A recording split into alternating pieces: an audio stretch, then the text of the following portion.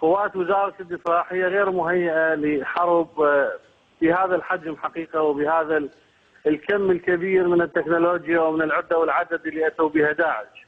لأن تدريباتهم بسيطة جدا، هو لحفظ الأمن الداخلي. بينما قوات وزارة الدفاع أنا أعتقد تدريب عالي جدا.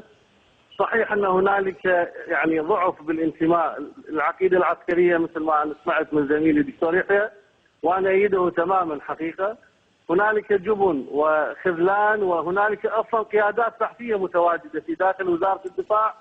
يعني هي مع الأسف من الآن هي يعني قادة بعض الجبهات وقادة بعض الفرق وبعض الألوية، الآن هي من انسحبت. طب القيادات العسكرية لم تكن تعرف بأن هناك ضعف وجبن كما وصفت؟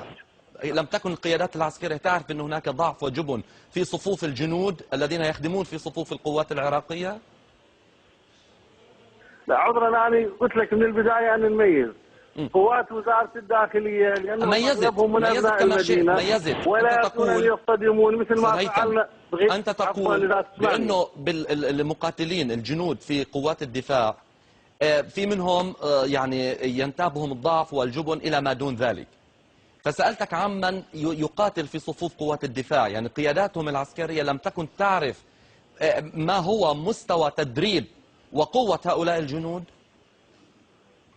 لا عذرا، أكيد يعني هنالك معرفة متكاملة لهذه القدرات، ولكن يعني تعرف جنابك ما زال العراق في بداية الطريق، وما زالت لحد الآن ليس هنالك عقوبات صارمة ضد الجنود المتهربين أو ضد الجنود الحقيقة المتخاذلين.